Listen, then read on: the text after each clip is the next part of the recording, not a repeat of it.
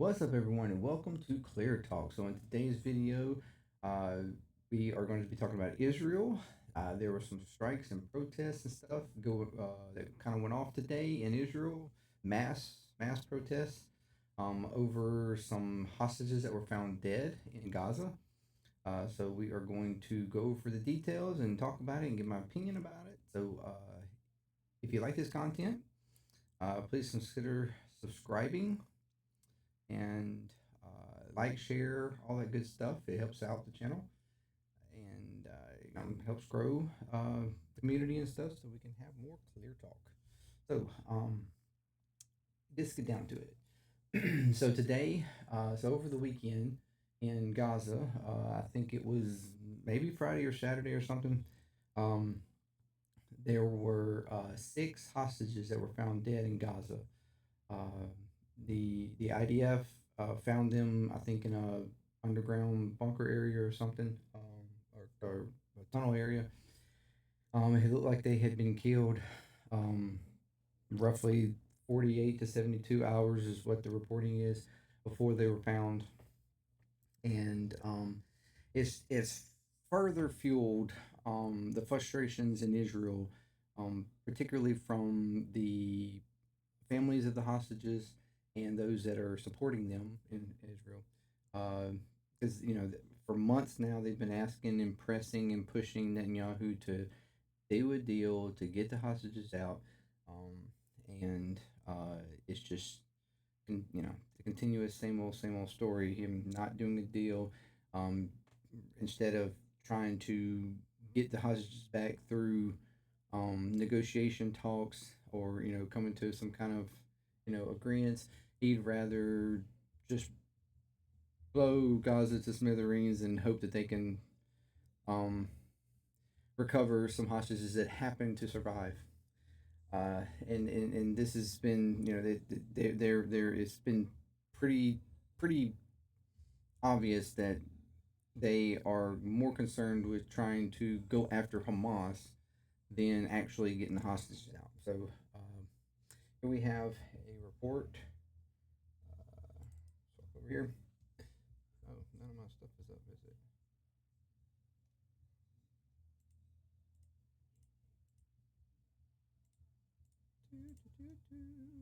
Yeah, all this stuff. Okay.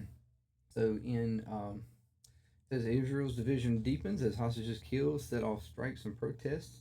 Israel's political divide deepened Monday as cities were hit by a national strike and people took to the streets to protest the government's failure to reach a deal to free hostages held by Hamas.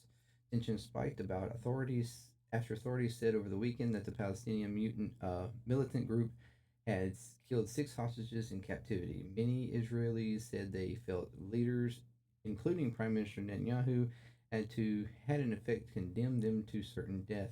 Tens of thousands of Israelis marched in the streets. Tens of thousands, okay, marched in the streets Sunday night, and more protests were planned for Monday night. As far as as four of the six dead hostages were laid to rest.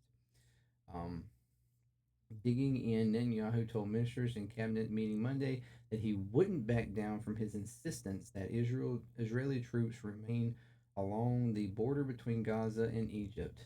And an Israeli official said negotiators have said the demands has stalled a deal that would free many of the remaining hostages in exchange for a ceasefire in Gaza and the release of Palestinian prisoners held by Israel. The cabinet affirmed Netanyahu's position in a vote last week. So yeah, that was one issue. One thing is, we've had negotiations going on so far. It continued to go on. You pretty much, previously had, I think in June, Israel and U.S. Gave a proposition for a deal to Hamas. Hamas um, initially agreed to it. It was pretty much what the previous deal was, um, and they agreed to the stipulations of the deal. And then Netanyahu come back and say, you know what? Never mind. I don't actually agree to it. We want to uh, maintain, areas uh, of the what's called the uh, I can't remember what the corridor is called now, but anyways, the area, the little strip between on the Egyptian border, they want to maintain that to try to litigate or like try to make sure and watch that area to keep from like arms and stuff coming through the Egyptian border um, to Hamas. That that's their argument is that's where all they get all their arms, um, and they want to try to keep anything from that happening. But Hamas does not agree to that, um, uh, and and they also wanted to uh,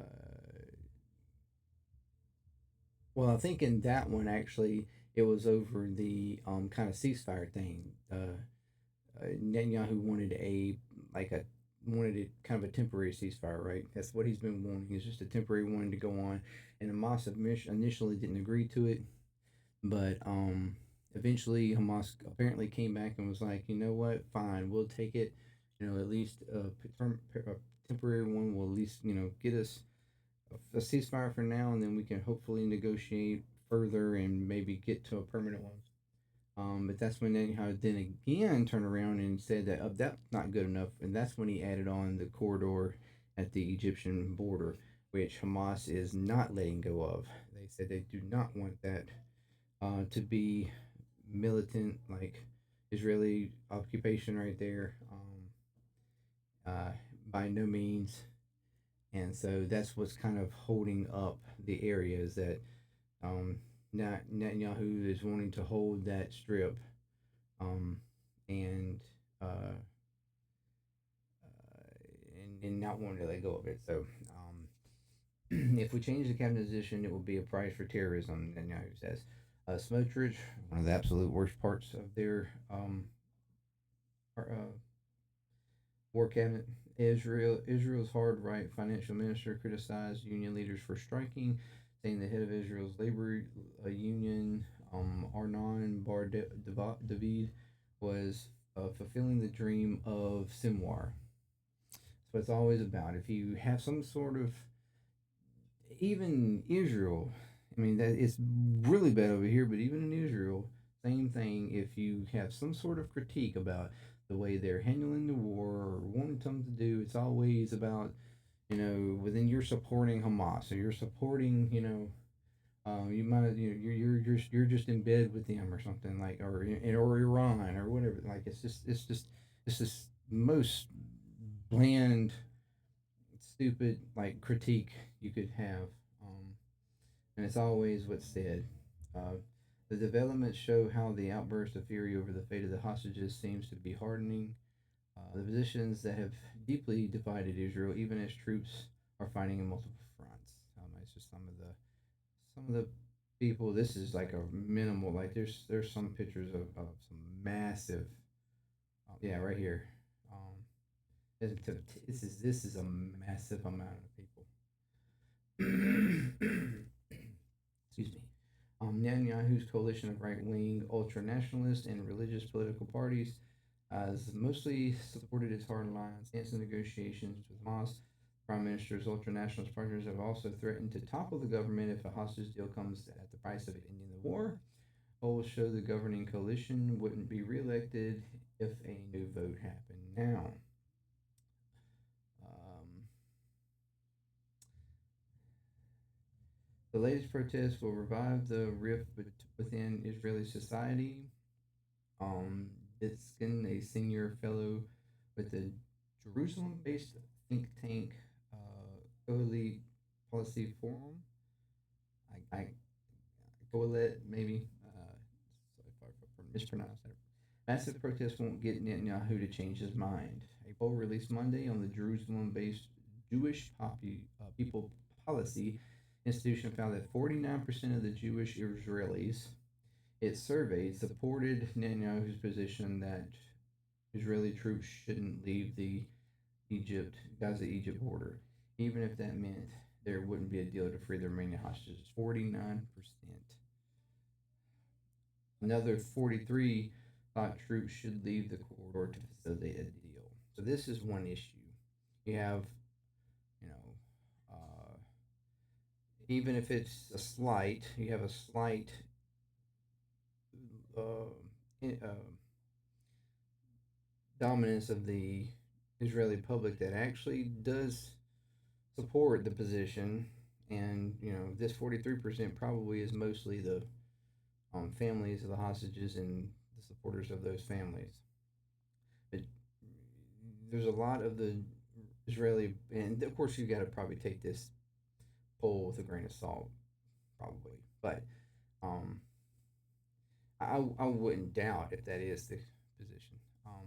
Although a lot of Israeli media um, is against this position.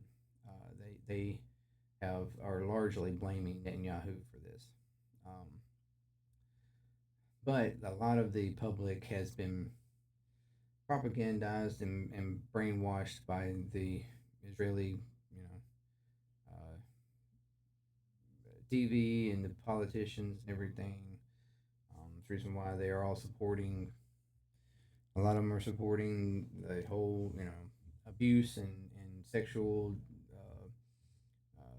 abuse and stuff that they've been doing to hostages and everything.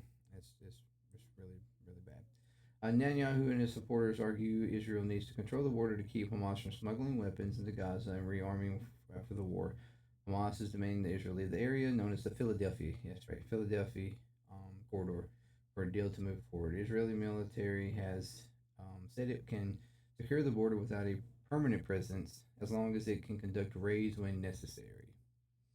The Israeli military says it can deal with the border without a permanent presence, meaning they don't feel like they necessarily need to hold the area from the military, the IDF, but they need to be able to conduct raids.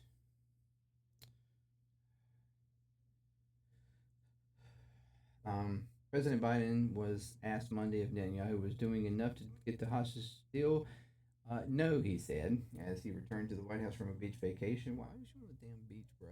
You got stuff going on you need to be handling, man. Netanyahu's government's failure to strike a ceasefire deal and bring an end to the fighting Gaza has frustrated Western allies of Europe. Of Israel. On Monday, the UK government announced a partial arms embargo. That's good, although it's not a whole lot. It's very small, but we'll get to that. After it concluded that some weapons sent to the country could be used in breach of international human rights law. Foreign Secretary David Lammy told Parliament that the government assesses Israel could responsibly do much more to ensure life saving food and medical supplies reach civilians in Gaza, but maintain that the country still has a right to self defense. The export ban covers around only 10% of UK's relative arms exports to Israel and doesn't include parts used to build the F-35, an aircraft Israel has been using to bomb Gaza. So it doesn't do a whole hell of a lot. But the decision from a staunch ally of Israel is a sign of how Western governments are running out of patience with Israel's government. Um, Israel's government.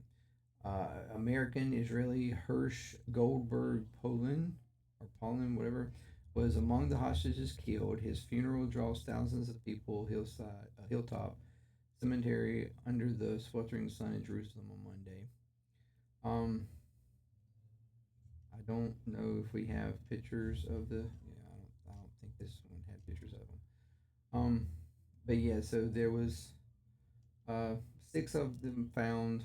Like I said, uh, yeah, the hostages were found by the Israeli military in a tunnel in Rafah, were likely shot to death 48 to 72 hours before Israeli forces discovered them on Sunday. Um, Hamas blames the hostage death on Israel and the U.S., saying they died as a result of Israel's bombing campaign in Gaza.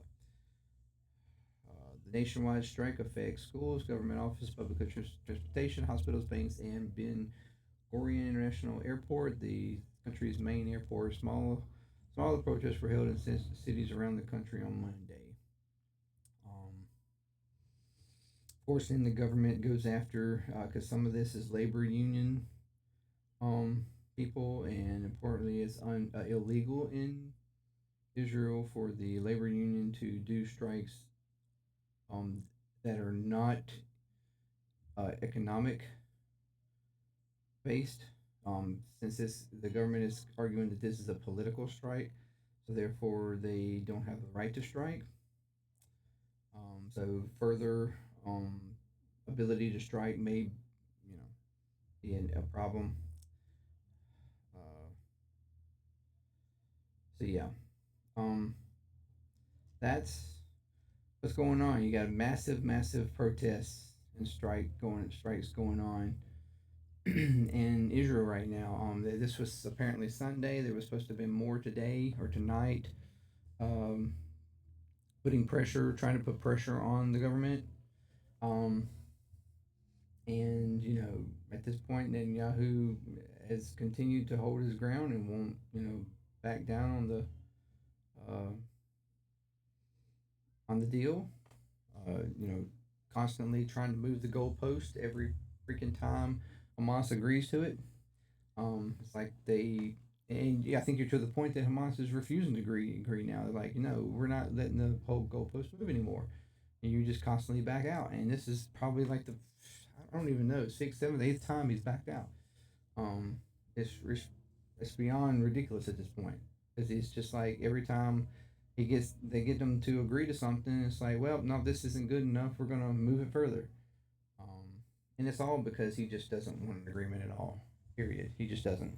He wants to continue being able to do what he's doing, and he's I think hoping that trying to get through our elections, hoping that Trump wins because then he will be able to have free reign to do what he wants because Trump doesn't care. Um, and at least, even though Biden is, I mean, you could argue he hasn't really even cared either, at least to some degree, to a lot of degree. But at least there's some sort of resentment, or at least he has the little rhetoric of trying to you know wag his finger and talk a little strongly to Netanyahu. Um, yeah, of course Harris is giving a little bit stronger words, but not, um, but still not in complete defiance or anything.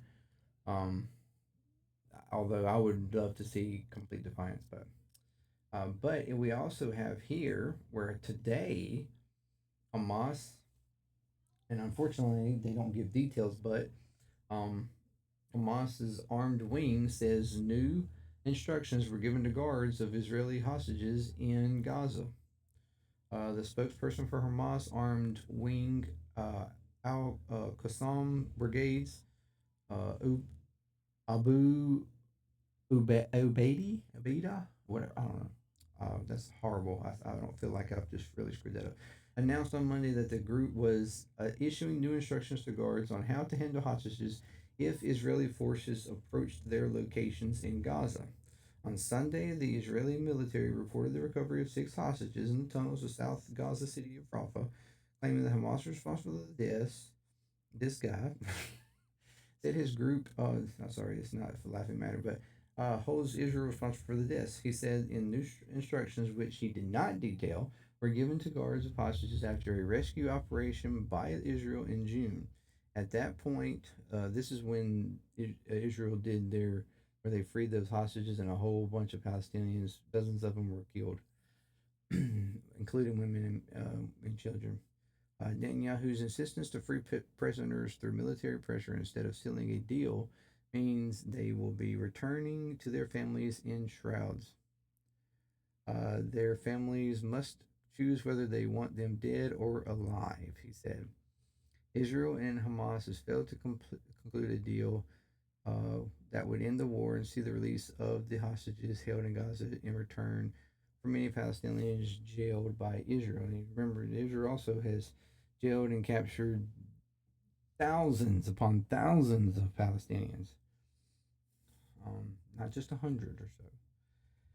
Hamas wants an agreement um, to end the war to get Israeli forces out of Gaza, while Netanyahu says the war can only end once Hamas is defeated. Sorry. So, from what I take from this, and this is unfortunate, and uh, but I think if I'm giving them, if I'm strongmanning Hamas here a little bit, I feel like they're thinking that this is a hardline kind of force. Because it sounds like to me they're saying that if the IDF continues pressing, like militantly forcing the forces, um, in order to get the hostages back, just like we saw with those six, and those six may have been the first ones. They are going to. It sounds like to me they're going to start, even though he didn't give details. I'm taking from this, and maybe I'm wrong, but I'm taking from this that they plan to kill him, and this might be, like I said, a way of some harsh force to try to make Israel change his mind on his policy. Like, we're done negotiating. If you're not going to negotiate anymore, then if you come close to our people, our guards holding them, then you're going to find them dead. That's what it sounds to me. And Hamas is basically where he said the families must choose whether they want them dead or alive, meaning they're putting pressure on the families to put pressure on the government. Um, and I think all of this together is accumulating and causing this. Uh, and that's the way it sounds to me. Now, maybe I've got that completely wrong, but that's what I'm taking from that. And I'm sure that's what a lot of other people are going to take from that, even though they didn't give details. It sounds to me with the whole added thing of they will return in shrouds, is that um, they're going to kill them. Meaning, if you use force, we're going to use force, but in the way you don't want. It's cruel. It's definitely a war crime. Um, at this point, we know that Hamas is willing to do war crimes. We also know the IDF is willing to do war crimes, and we will get to um, another part of that as well um, in a second. This is disturbing to me, and is I think a sign of a very strong force from Hamas that I don't know how Israel or Netanyahu is going to take. Um, and it could just wind up in a whole bunch of dead people, a whole bunch of hostages dead, and a whole bunch of other people dead. Uh, so this kind of worries me. Um, and it doesn't look good. But then we have reports here. You know how constantly you have the argument against Hamas is that they're just hide behind human shields. They're the only people that do this and blah blah blah. This is what and it just makes them horrible people. Um, uh, and just despicable. Israel accused of using a 10-year-old girl as a human shield as it carried out its devastating attack on occupied Palestinian territory in the West Bank. Mm-hmm. When Israeli soldiers arrived at the modest house along an alleyway in Noor Sham's camp and went on Wednesday night, this last Wednesday, They sent the woman and four children out into the streets, but kept hold of Malak or Malik Shahab. They took the muzzle off of their dog and it went straight up to the slight 10-year-old girl and sniffed her. Terrified, she pleaded, and I'm sorry, this is from The Guardian. Uh, Terrified, she pleaded to be with her mother, but the soldiers seemed to have just one phrase in accented Arabic: "Open the doors." The platoon pushed her up to each of the doors in her aunt's house. According to Malik's account, while they remained braced behind her, ready to fire at whoever might be inside, one door wouldn't open. In her desperation to obey, the girl remembers hammering on it with her head. "I don't know why, I just wanted it to open," she said on Saturday, accompanied by her parents as she retraced, her actions on the first night of the Israeli incursion. The door was finally forced open with a rifle butt, which left a hole above the handle, but there was no one on the other side. The soldiers moved on. The IDF rejected the allegations of the Shahab family. Such events are inconsistent with IDF's code of conduct, and according to preliminary inquiry, the story is fabricated and did not occur. Similar allegations were made during an earlier incursion in Nur Shams in April and were also denied by the army. This was her most terrifying experience of an Israeli raid, but far from the first in Malik's short life.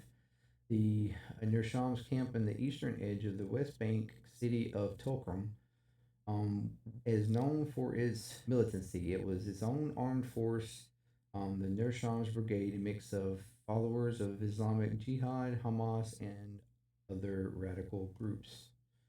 This is um, Malik, and I assume that might be the door that they're talking about was broken. The raids on the camp and the two other militant strongholds on the West Bank, Jenin and Al Farah camp, were a particularly ferocious iteration of a pattern that was repeated itself through the decades. Each time the soldier came looking for militants and usually kill a few, leaving devastation and traumatizing civilians in their wake before withdrawing. The mess is cleared up and the fallen fighters are quickly replaced by younger militants. Mowing the grass is called by certain Israeli generals and pundits, and the cynical phrase is repeated on the West Bank by Palestinians with added irony as they are well aware they are the grass.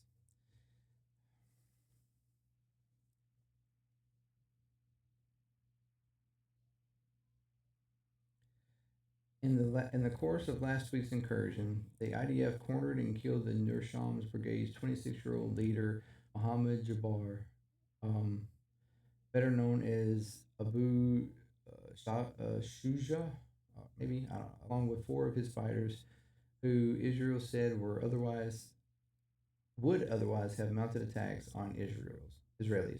The five men died on a gunfire at the mosque 50 meters from the Shahab's house. Abu Shajaz, or whatever.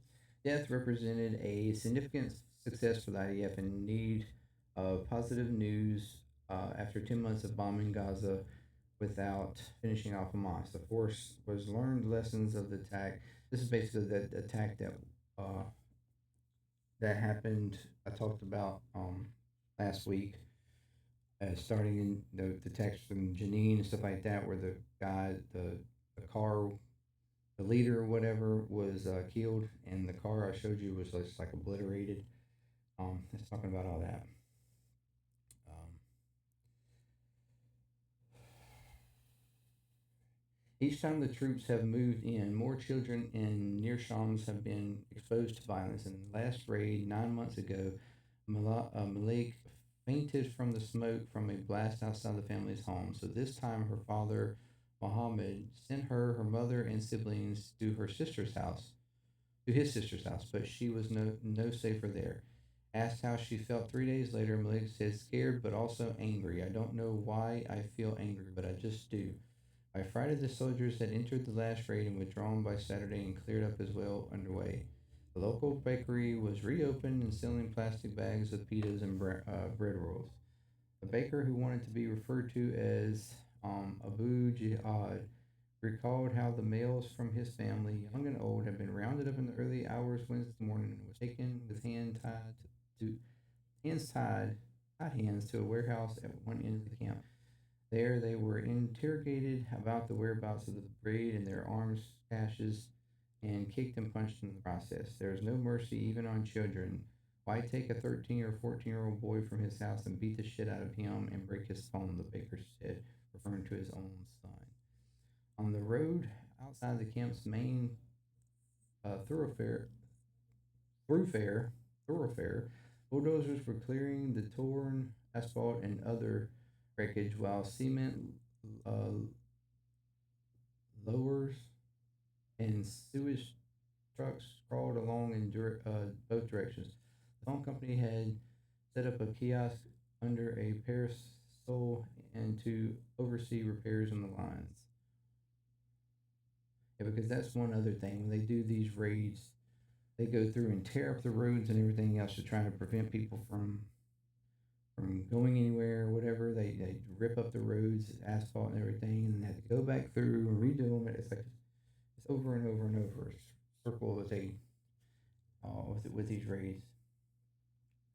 The small alleys leading up the hill, the capillaries and nershams remaining clotted by decades of damage and immediate trauma in this latest, most destructive attack. Black. I don't think this is not where I was trying to go with this.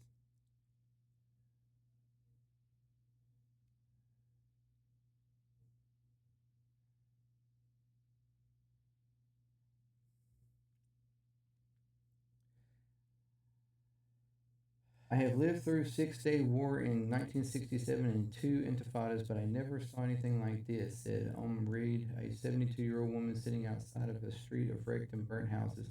What can we do? What we are patient, but we are also so very tired. In an open doorway nearby, neighbors stared at a mat of blood, a dried blood, the start of a broad, rush red stripe leading into the interior of a house. It was the blood of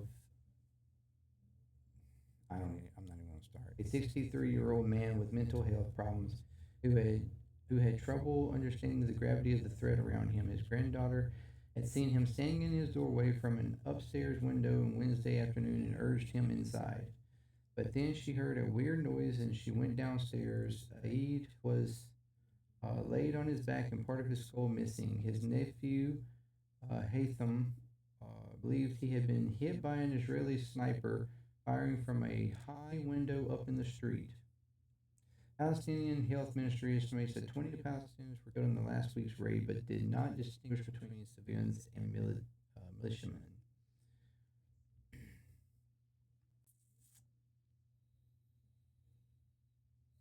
Mental health.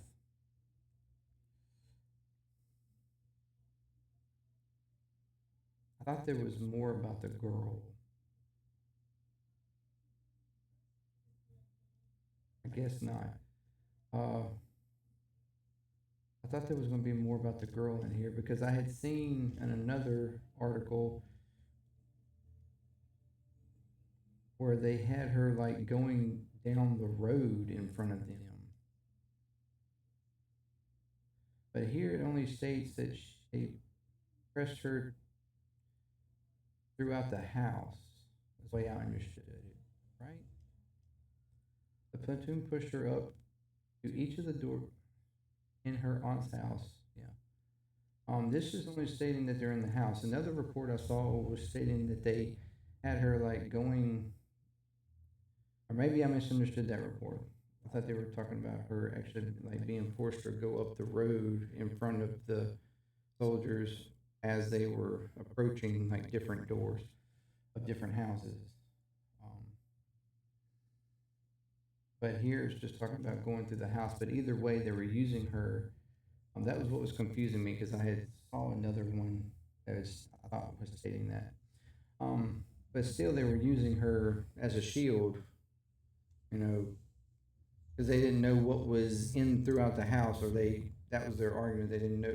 Well, that's what she was saying was that they didn't know who was in the other room, so they were using her as a shield, having her in front while they're behind, breaking open the doors, going through the house, in case they busted in and somebody was back there ready to shoot them. She would take the hits before they would. Of course, they're accusing that it's fabricated. But I also saw in the other report where they were also talking about how other similar allegations months before, where people were being used in the same kind of way they were being, or maybe that's where I understood the going up the road part, but it was where individuals were being used as shields, uh, protect the IDF soldiers, um, militants going, into the doing these raids and stuff. So this is um, this is a hard accusation, and this is, like I said, this is not the first time this is being reported. So the likelihood it's just that as much as they talk about Hamas doing all these things, and don't get me wrong, you can make the argument that they do all of that, but Israel is doing it too.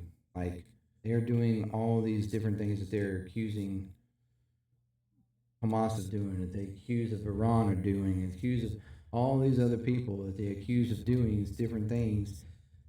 It's it's it's just like projection of the same shit that they are actually doing. The abuse, you know, the violence, sexual abuse, all that kind of stuff.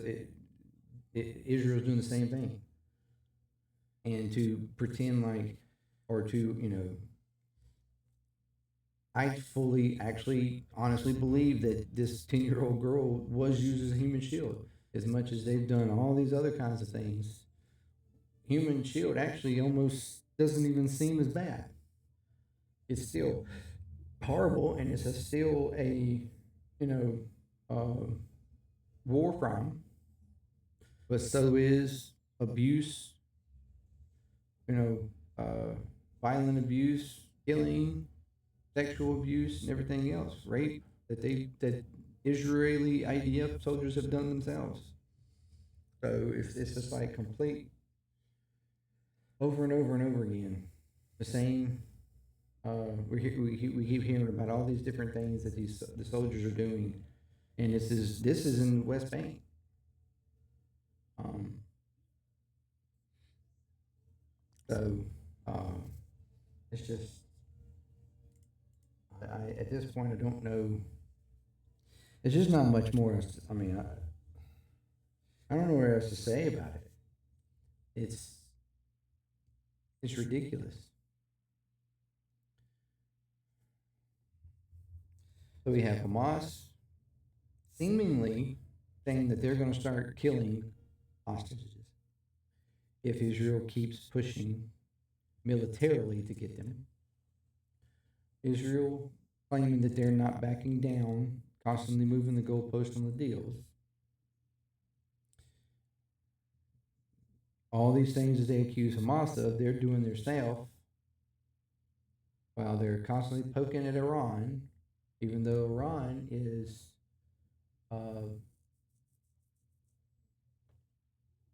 being the bigger, adult in the room, and almost at this point, it seems like they're just shrugging them off and asking about talks of a nuclear agreement again instead. Um,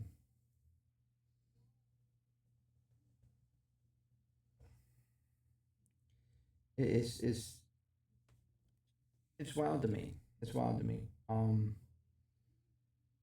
At this point, I feel like, and then and all this causing a complete uproar in Israel, uh, where you have the Israeli media being way more critical on the government than our media is.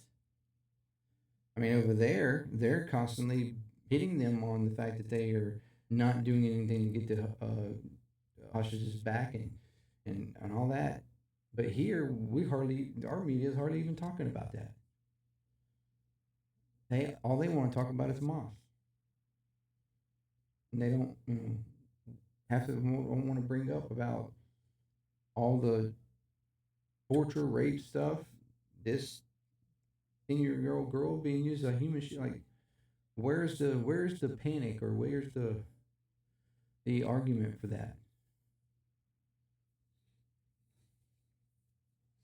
And then you've got people on Fox News going on Fox News and uh,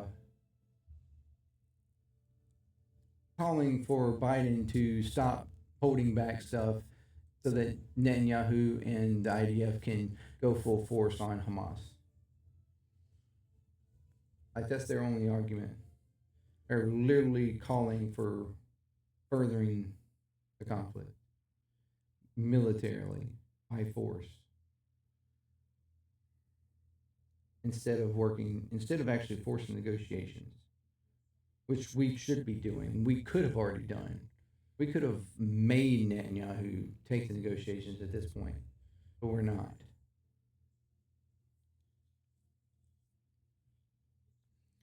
Um, I'm disgusted by it all. By at this point, I'm disgusted with Israel. I'm disgusted with America, our government, our Defense Department, and how we're handling it, or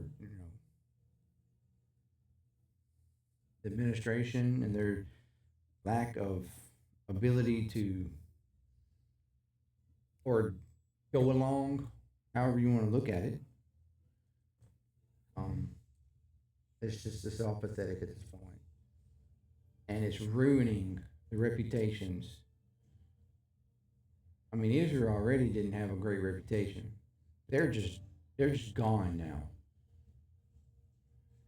and it's killing our reputation. I mean, we didn't have the best reputation either, as far as war is concerned, but this is really just making us look bad.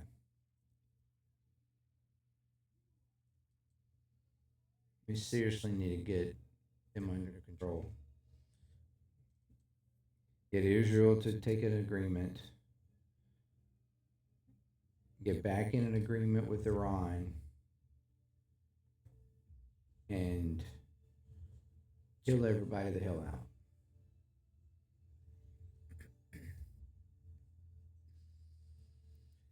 Anyway, that's my thoughts. You have any thoughts? What you think?